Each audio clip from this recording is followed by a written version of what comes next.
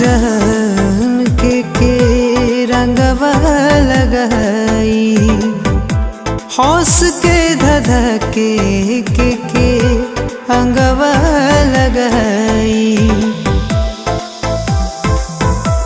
बोला न जहन के रंगवा लगाई, हौस के धधके के अंगवा लगाई। कुछ तो बोला जान कोई हाथ जोड़ के, डोली चढ़ जात बाड़ू होलिये में छोड़ के, डोली चढ़ जात बाड़ू।